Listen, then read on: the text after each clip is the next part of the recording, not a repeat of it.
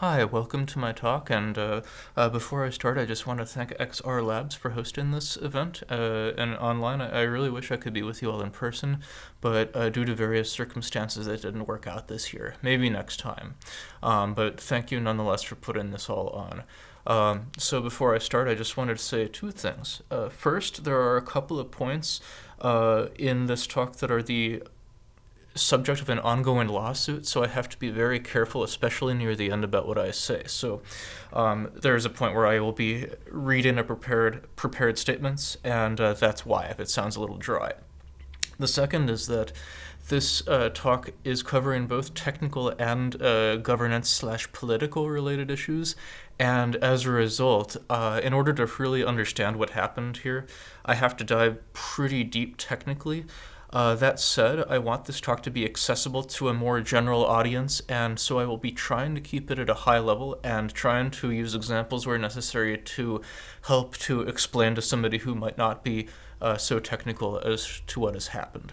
Now, that being said, the title of this talk is The Web 3.0 House of Cards, or How ETH.link Exposed the Technical and Governance Shortcomings of Web 3.0. The title image is one that I created. I sourced a Flickr image and replaced the card picture with the Ethereum logo and the number that would be on the face of the card with the, the currency unit symbol that Ethereum uses.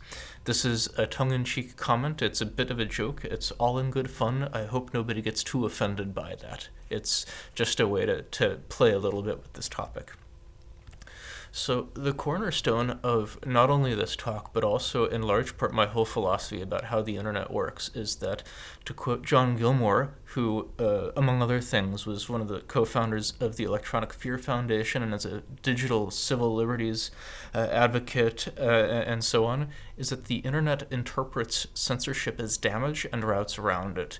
And that's quite honestly the framework for what this talk is about, and one of the issues that we ran into when the internet attempted to route around so-called damage.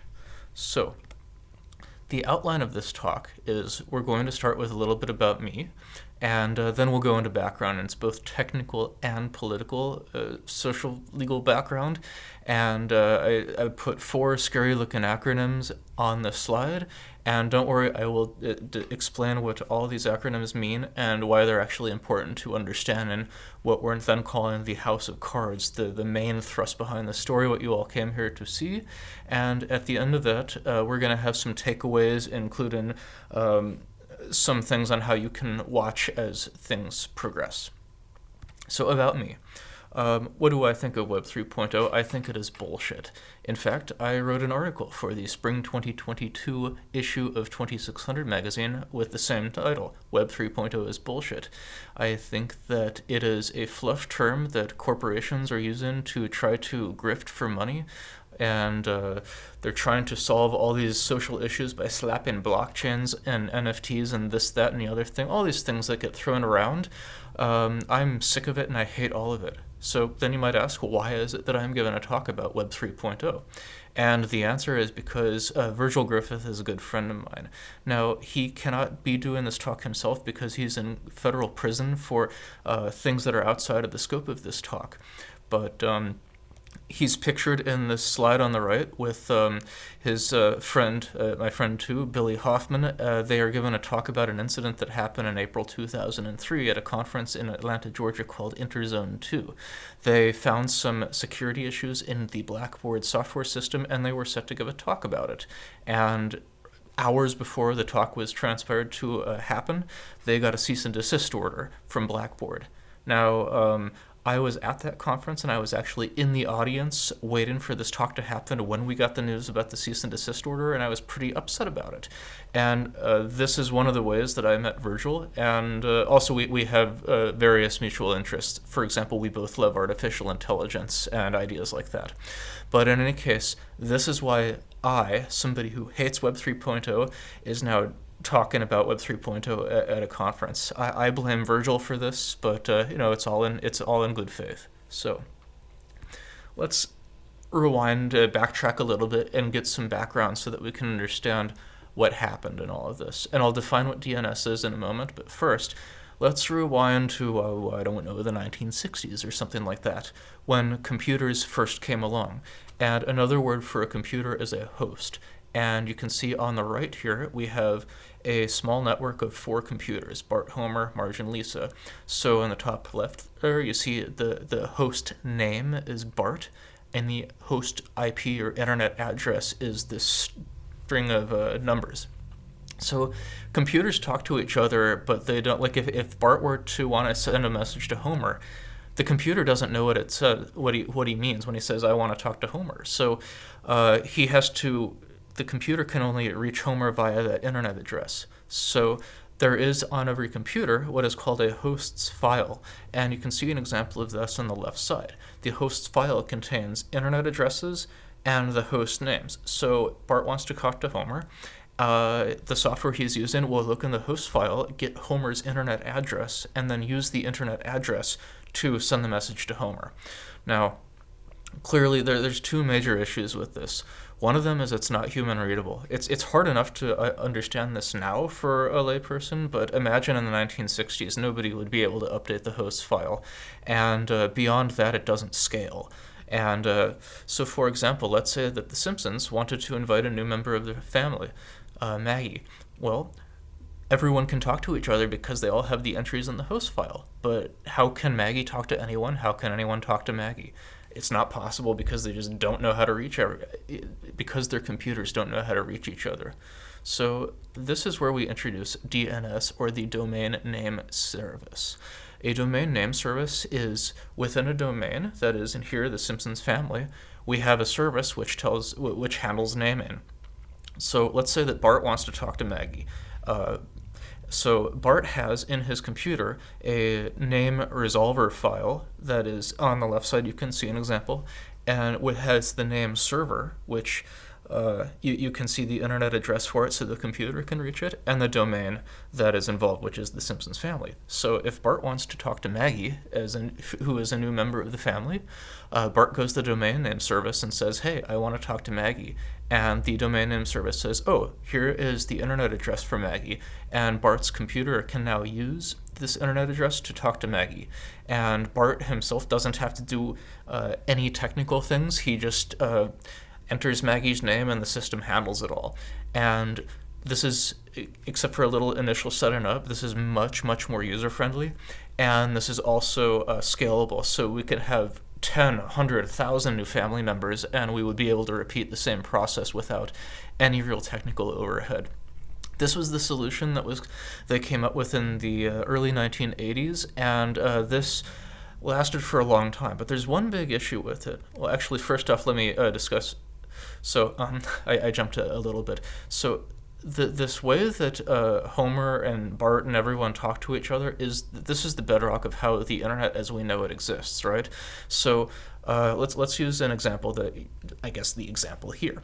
The web browser wants to go to example.com, but it's never seen example.com before, and it doesn't have the internet address for example.com. So it uses its resolver to go to the DNS server, and it gets the internet IP address for example.com, and then from there on, the software is able to use the internet address to go to the web server.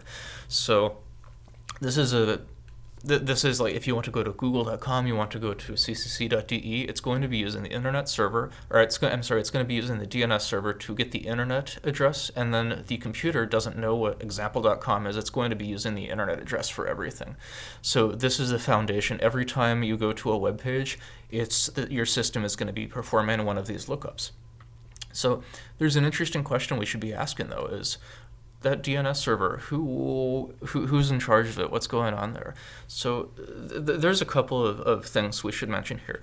The first is that within a DNS server, if you think about it, when I want to go to, I don't know, google.com, ccc.de, that internet address that is returned when I request the domain name, well, that's there's a lot of trust involved in that, isn't there? What if I went to google.com and it sent me back the wrong IP address? Let's say that I live in a country like China or Russia that is trying to do monitoring of the technology. Well, the internet address might be different, and it might be routed into a government system that is trying to monitor everything I'm doing. The other thing that a DNS server could do is it could exclude a domain name that is unpopular. So let's say we ran into this a while back when WikiLeaks was trying to publish classified government documents on the internet, and the United States government didn't like this. So what's to stop the people who run the DNS server from getting a request from the government and saying, oh, we should take that out of our system, right? I mean, technically you could still reach the WikiLeaks website via the internet address, but nobody really, we don't speak internet ease. We speak the language of domain names. So we could go to wikileaks.whatever, but going to the internet address is a lot harder. So it does have that gatekeeping mechanism. And this is a really important thing to consider. So then we have to think, who watches the watchmen, to borrow from the comic. So this is where ICANN comes into play. ICANN stands for the Internet Corporation for Assigned Names and Numbers, and ICANN was formed in the late 90s, I think in 1998, to manage most of the access to the root DNS and act as middlemen for the registrars, which we'll cover that in a moment. So ICANN is tasked with handling non-country top-level domains, so .com, .net, .org, and so on. And excuse me. So ICANN is nominally an American nonprofit, but there's a lot of other components to it. So it acts as a middleman to this. It does not have jurisdiction over individual countries. So .co.uk, .de for Germany. Every country is assigned its own domain name, and they manage that. There are complicated legal things there, but ICANN does not have jurisdiction over .de, for example. So Germany will determine the policies that apply to the .de domain names, and the UK determines the policies that apply to the .co.uk domains, and so on. This list of countries that is within the top-level domains for the root DNS is set by ISO, the International Standards Organization, standard 33166. And I believe this comes ultimately from the United Nations list of recognized countries, which, among other things, means that most micronations, like Sealand, are excluded, which I think is... I wish that they would choose differently on that, but that's not my call to make. So in this graph, how does this operate? So normal people then approach lobbyist groups, rich people, massive corporations, and so on. And these rich people and massive corporations are the ones who then approach the countries or organizations like ICANN. And yes, a normal person could, in theory, go to ICANN, but realistically, there's so much bureaucracy involved that most of the people that go to ICANN are, in fact, the corporations and lobbyist groups. I do say rich people because, if you'll recall, a number of years ago, ICANN opened up a global top-level domain, so that if you want to have a .museum or .coca-cola, whatever it is, you could apply for your own top-level domain. And anybody could do it as long as they could pay the application fee price tag of $100,000. I don't know about you. I do not personally have $100,000, even though I would like my own domain name, but somebody who is rich probably would and could make that application. And that is why I put that distinction in there. Okay, so one of the big takeaways from this talk, in addition to everything else, is keep in mind you do not own your domain name. Usually for .com, .net, and .org, VeriSign, the American corporation, does. So the way this works is when you go to a registrar like Godaddy or Namecheap or whoever else, and you register to get a domain name, like, I don't know, ccc.de, google.com, or whatever, the registrar is going to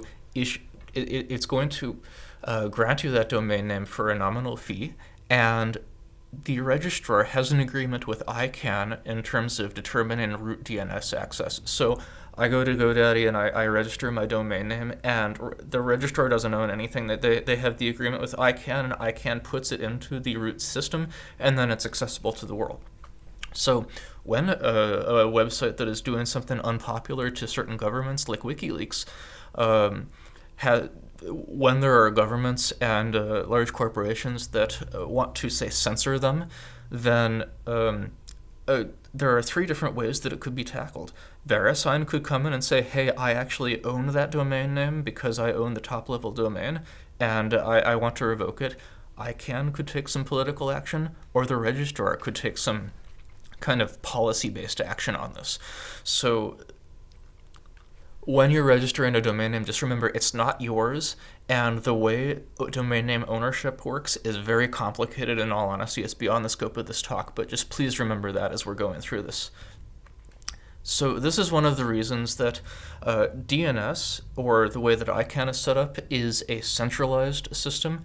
And, well, another way to look at this is, can we do a decentralized peer-to-peer? So one place that we see this is in torrenting. So, excuse me. So the traditional way to download is, let's say that I want to download a movie or a video or something. I go to a website and I download it. So, okay, it's slow because it depends on the bandwidth of that server, and it's a single point of failure. If the web server that I'm trying to download this movie from goes down, I can't download the movie, and neither can anyone else. So torrenting, peer-to-peer downloading, and so on, the way that those work is, let's say that I want to download a movie. I can download it, okay, and then I can become a seed or a peer, and so anybody else who wants to download a movie can get the list of peers, and then they can download the movie from me. And what this means is, first off, there's no single point of failure. If I decide to take my computer offline, anyone else who has chosen to become a peer can serve it to whoever wants it as well. Second, it's fast. So in the first version, in the web server, we are limited by the bandwidth usage for that web server. But in the other version, the only limitation is how fast each individual peer is. So you could have parts of the movie that are slower and parts of the movie that are faster, but ultimately it's a much faster way to download the movie. And further, it's important to note that if this server that's hosting the movie goes down, there are still anybody who has a complete copy of that movie is able to serve it. So how does this work into what we're trying to solve here, this centralization issue? So IPFS is Interplanetary File System, and it's taken the concept behind torrenting, and it's trying to apply this to HTTP. So what does this mean? Excuse me. So each of those peers we just discussed before holds, and I can't believe I'm about to say this, but each of those peers is hosting a blockchain. So let's say that I'm a journalist in Russia, and I'm trying to report on how people are, I'm trying to do reporting on Russian politics. Let's just leave it at that. And the Russian government doesn't like this so much, so they take down my website, and that's it. Nobody can see what I'm saying. Well, that's not very democratic, in my opinion. So instead, what if we had a blockchain that, because the idea of the blockchain is you have something on it, you can append things to it, and nothing is ever deleted from it, which is the important thing. And if you have a bunch of peers in a network that are all hosting the same blockchain, and making sure they all have all the new updates coming through, let's say that same journalist posts a news article about corruption in Russia or something, and posts it to IPFS, the Interplanetary File System. What happens then is it becomes added to the blockchain, and it gets spread around so that if the government comes and seizes that journalist's computer, anybody else who is a peer on that network will still be able to host that whatever it was about the Russian government, and the rest of the world will be able to read it. So this sounds like a really good thing, except remember what we saw before with DNS about how there's that internet address that is impossible for anyone who's not a computer to read? Well, how do normal people access IPFS? And this is where Etherum Name Service comes in. Ethereum being basically a variant of a blockchain. Excuse me. So Ethereum naming system is similar to what domain name systems do for internet addresses. Ethereum can do this for Ethereum or IP addresses or whatever you call it. So if I went to ens.domains, I could register an Ethereum address. So here's on the left side of the screen, we have an example. You see a lot of people putting this in Twitter lately in their Twitter names, or I guess Mastodon links names and so on. The Vitalik Buterin, who is the original creator of Ethereum, Vitalik.eth is his Ethereum name in the Ethereum Name Service. This will map to some IPFS, very long, very impossible to remember a name, and if he's hosting a website via the Ethereum blockchain, via IPFS, as we just discussed, then you will be able, if you have a system that can work with the ENS protocol, which we'll cover in a moment, and you go to vitalik.eth, you would be able to access his website.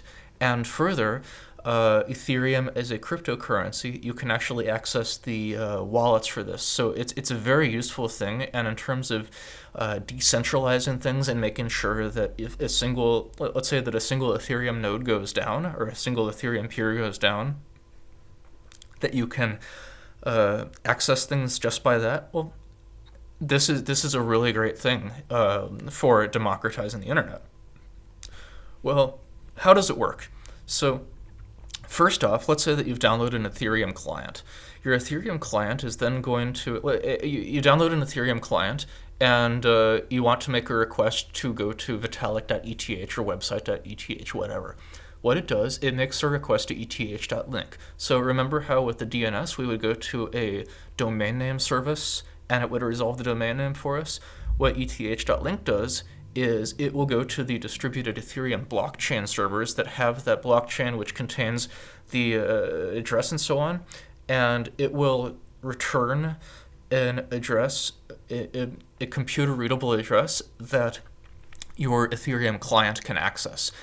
So once it has that, it's able to access the website.eth via IPFS. So in the same way that DNS is using a domain name service in order to access internet host name, mapping internet host names to internet domain, the human readable domain names to the computer readable domain names, eth.link serves as the element to allow that. Right, and this is how a system that is otherwise not connected to the Ethereum blockchain is able to use it. This is how, for example, I believe the Brave web browser is able to support the ETH, because the .eth there, that's a top-level domain that doesn't actually exist. It's not in the root DNS. It's not, remember VeriSign has .com, .net, .org, and so on. You've got all these other .tlds, top-level domains. Well, the .eth is one that Ethereum made up.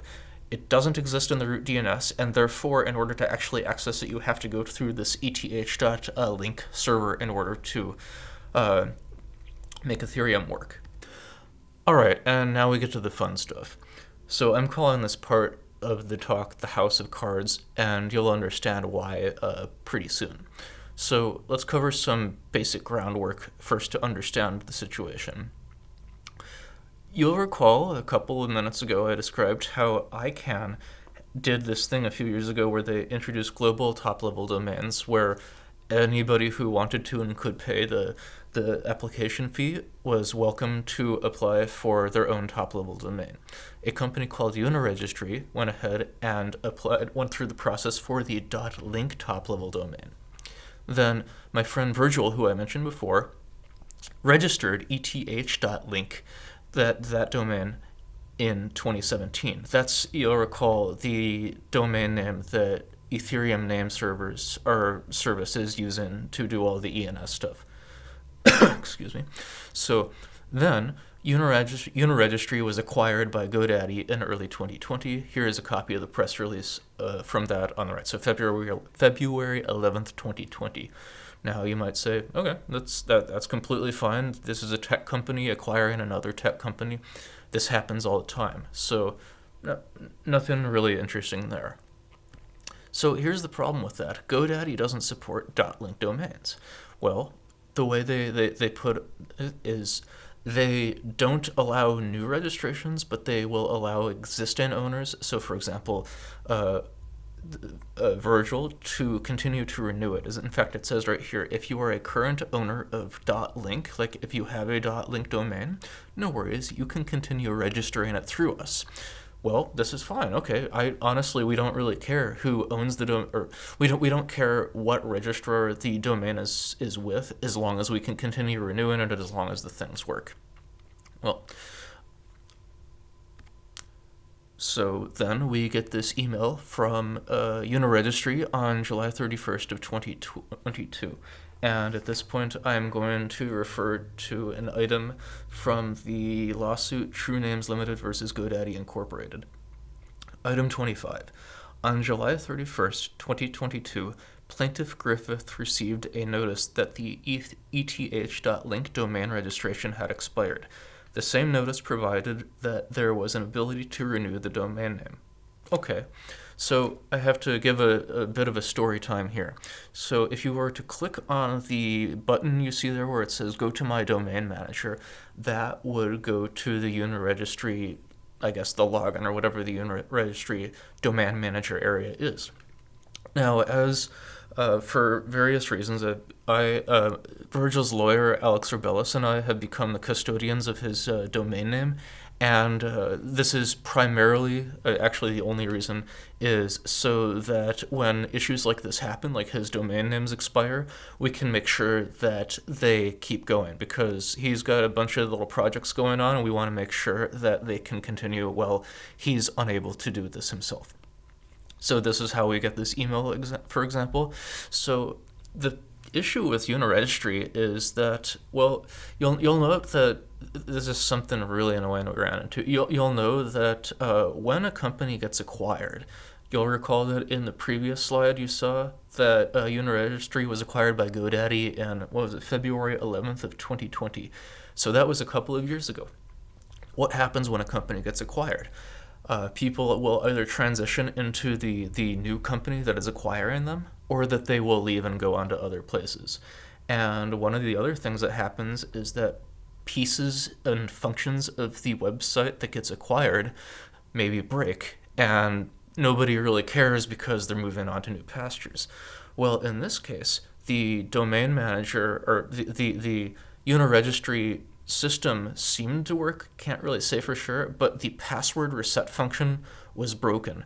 That is, you could go to their password reset thing and enter an email address. In this case, we have secretary@virtual.gr, but we tried a number of others. We never got a single password reset email from them. Now, we've had success doing the password reset functions on other services Virtual uses, so there's clearly an issue here.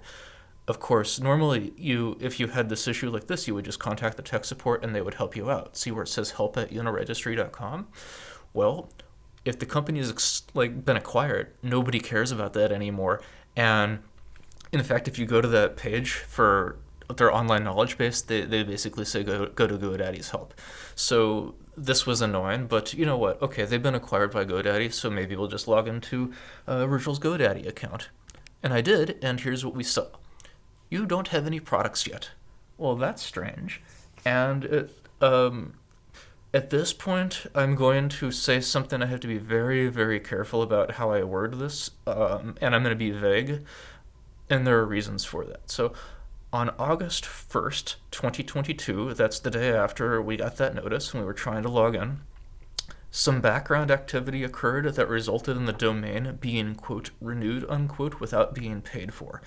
I cannot share more about the matter at this time due to the ongoing lawsuit. Speaking of the lawsuit, item 27 on the lawsuit, counsel for plaintiffs contacted GoDaddy twice, counsel meaning the lawyer, so lawyer for plaintiffs contacted GoDaddy twice on August 3rd, 2022 to discuss manual renewal of the domain eth.link. GoDaddy did not answer plaintiff's email. That's strange, isn't it? So we couldn't get the password reset function to work, which makes sense because the company got acquired and maybe the function just broke, whatever. But the domain doesn't appear in a way that we can renew it on the GoDaddy panel for Virgil's account. And when Virgil's lawyer reached out to them, to GoDaddy, they didn't reply. Well, that's strange. Well, then we come to the next bit. Let's see. So I'm going to read another an item from the lawsuit. Item 28. On August 25th, 2022, defendant Godaddy.com LLC publicly announced on its website that the domain registration for eth.link, quote, expired, unquote, on July 26, 2022. It also stated that the domain would be, quote, it also stated that the domain would be, quote, that the domain would, quote, be returned to the registry on September 5th, 2022, absent a renewal by the current registrant, unquote. So I'm going to pause on this slide for a moment. If you look at on the left side, we have this press release from August 25th of 2022, and you see that underlined bit where it says the registration for this domain expired on July 26th of 2022. And then you look on the right side. This is the result of a whois request on the domain name eth.link on August 3rd, 2022. So the right side is the beginning of August, the left side is the end of August, which means the right side came first. Now, if you look on the place where it's red, the registry expiration date for eth.link on August 3rd, 2022 is July 26th, 2023. So it could be that GoDaddy misread the whois and posted something incorrectly on on their press release, but given that I've never actually seen GoDaddy, maybe I just don't know of any, but I've never seen GoDaddy ever issue a statement on a single domain name. This is very strange activity. And second, let's see. So second, are they saying that the whois record is wrong? Or are they saying that they want to roll back the change that they made in the whois? I'm not sure what the answer to this is, but I will also say that this part absent a renewal by the current registrant, as you will see in a moment, we made many attempts to do renewals. So, yes, okay, I'll go to the next slide then. So this goes into what is a Kafkaesque nightmare. Challenges renewing the eth.link domain. Excuse me. And if you're wondering, this image is a screenshot, or this is a still image from the movie Orson Welles' adaptation of Kafka's The Trial. And for just some context, The Trial, it's a fantastic book and a movie about a guy who has been arrested and he's in jail, and that they won't tell him why, they won't tell him the charges. And in this particular scene, which I like, is when the main character is at his apartment and two thugs that call themselves police officers have come to arrest him, but they won't tell him why and they won't tell him what the charges are or anything else. And what I'm about to share with you was something of a Kafkaesque nightmare. Excuse me. So I will start with item 30 from the lawsuit. So, on September 1st, 2022, counsel, that is the lawyers, for plaintiffs, that is Virgil, again wrote to GoDaddy to address the issue of the eth.link domain registration status, including detailing the efforts taken on behalf of True Names Limited, which is the company for Etherum Name Server, and Mr. Griffith to manually renew the domain registration. In a letter addressed to the legal department of defendant Godaddy.com LLC, counsel noted that plaintiffs wished to renew the registration and had tried various methods to contact defendant and resolved the issue to no avail. Item 32. Counsel for plaintiffs received no response from GoDaddy. So I'm going to add a little bit more to this. So yes, we made a number of attempts to reach out to their legal team with no response. We also, and in this case, largely me, I reached out to a number. So first off, I went through UN Registry's website and I tried to contact. I sent emails to all the email addresses I could find, every phone number I could find, including looking through the Internet Archive and finding old phone numbers that they had taken down. All of them had been disconnected. That was annoying. I went through the ICANN wiki because I thought, well, if they have their own top-level domain, they probably know people at ICANN. And sure enough, there were a number of people in the ICANN wiki who were affiliated with UN Registry. I sent emails to all of them, and I got one reply. I will not say who it was from, but somebody who used to be affiliated with Uniregistry, who basically, first off, actually accused me of lying about knowing Virgil and being trying to get access to the eth.link domain, and also in no certain terms said that he had moved on. So the whole bit about moving on I completely understand because the company got acquired. And you'll have to remember at this point that eth.link domain, every Russian troll in the world is trying to get on it, as we'll see it more in a moment. So it's completely... So I don't mean to cast aspersions onto that person who replied to me and made an accusation, because honestly, if I were in that person's shoes, I would probably do the same thing. So made a bunch more password resets with Uniregistry. Of course, their website is broken. Okay, so I logged into a number of Virgil's other GoDaddy accounts. None of them had a domain listed, because I thought, well, maybe he did it in a different account or something like that. What else did I... Oh, right. So then, if you look at GoDaddy's website, they do have a phone number. If you call the phone number, it's basically just a phone tree where it's a voice messaging service where it's you option after option, and they tell you, oh, you should go to our website and look at our support, and so on. It's completely useless. But I think it was in an SEC filing that GoDaddy made. They actually had a phone number that went to a corporate office.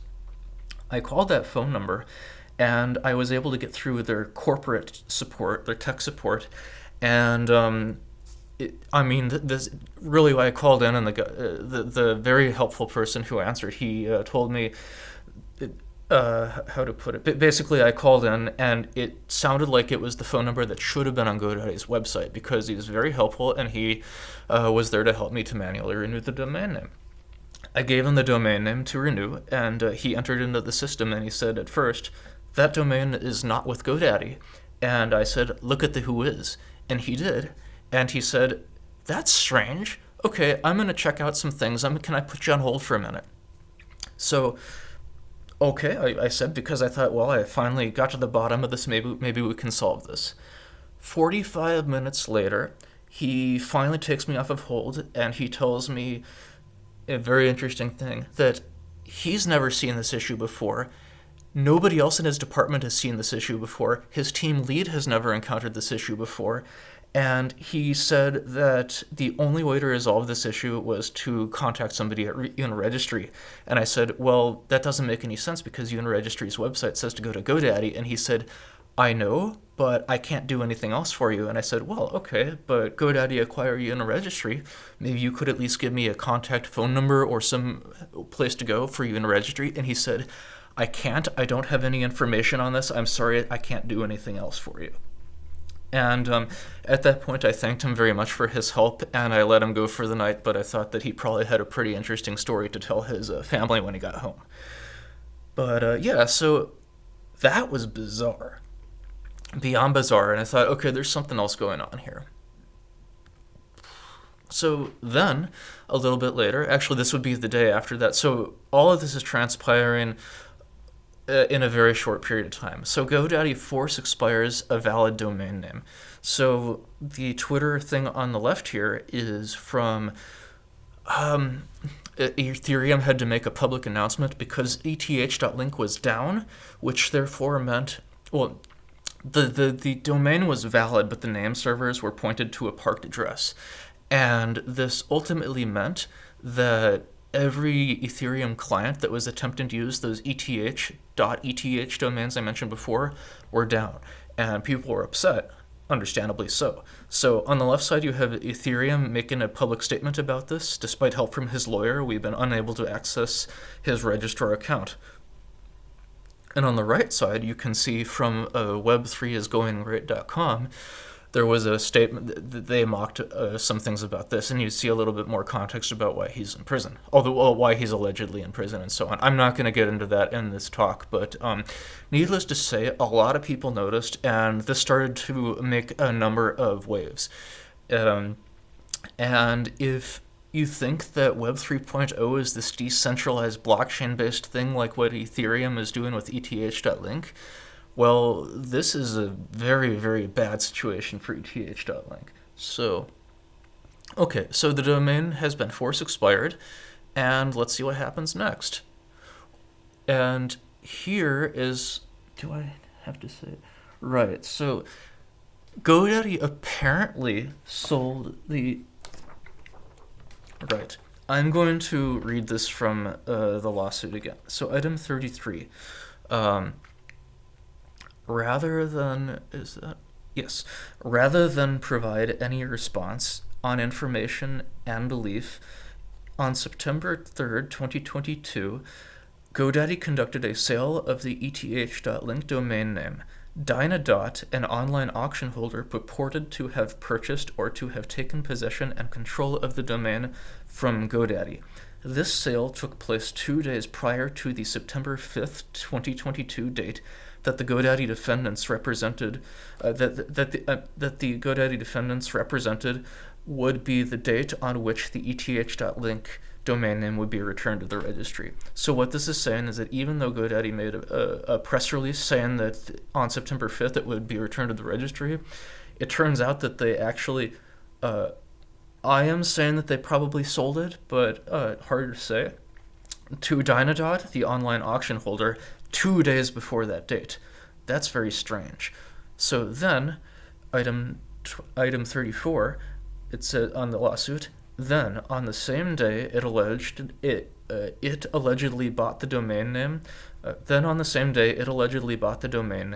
Dynadot conducted a sale via auction of the eth.link domain name.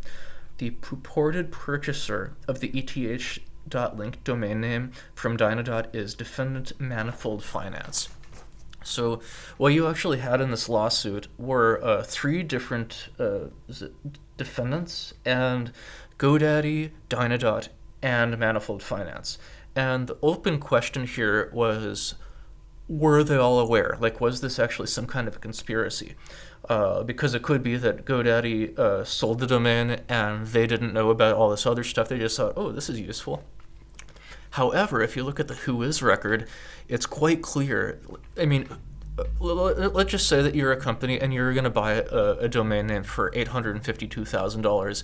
Wouldn't you look at the Whois record first just to make sure you knew where it was coming from? The idea that these companies would not look at the Whois record first, which would clearly say 2023, before they pay over $800,000 for this domain name, I just don't buy that personally. And that is my personal opinion. That is not a legal opinion or anything like that. Okay, so then, thank fucking God, on September 9th, 2022, after a bunch of legal back and forth, True Names, who is Etherum Name Service, basically that's the foundation that Virgil was with, but wins back custody of the domain name eth.link. And I just want to say, point out a couple of phrases. This is from the actual court order.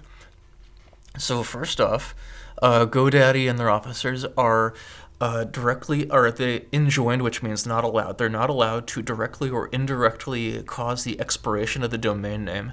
That's an interesting phrasing. Next, they are prevented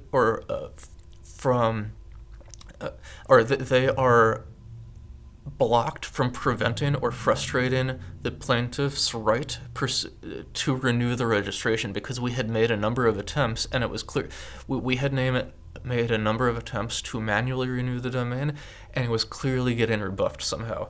Not sure how. I can only speculate, but I don't have evidence or facts at this time. So then you see the order for all the different companies. And the most important part of the order is at the very end. Defendants shall immediately transfer ownership in the domain back to the plaintiffs. And so after the court order, eth.link is returned to the owner. And this is, in some ways, you would say this is a happy ending, because first off, we won in the lawsuit, which is really quite nice. The Arizona court orders that eth.link domain be transferred back to True Names. It does open quite a few questions, though, right? And so now we come to the end of the talk, but not the end of the topic. If you're interested in following additional legal proceedings, you can click the link at the bottom. The tiny URL, which will take you to a court listener webpage, which will show all the new filings that are submitted, and they should all be in the public domain. That said, my opinion at the beginning and now is still that Web 3.0 is a fad and it does not offer any new solutions. I am going to state again that Web 3.0 is simply the latest card on top of a large house of cards that goes back decades. That's because decentralization is very hard technically, and it may be that it's just not possible. We see this because, if you think about it, the entire circus of craziness that we have looked at in this talk is because the decentralized web of ENS, all these different peers that are serving the Ethereum blockchain and so on, they're only accessible because of the eth.link domain name, and therefore they are centralized into that. And we know this because when that service went away, when that domain name went away, the entire decentralized DNS also became, it didn't exactly go away, but it was inaccessible to everyone's either Ethereum clients and so on. So the question is there a way to do this without relying on existing technology which forces things to be centralized? And finally, and the only thing I'm going to say about this topic right now, is that Godaddy has quite a few questions that I would really like to hear an answer to. So that concludes the talk, and I'm now open for questions. And if you think of a question later on, you can email me at the email address stated here. So I want to thank XR Labs again for hosting me, and curious what everyone thinks and what kinds of questions or thoughts you have on this. Thank you.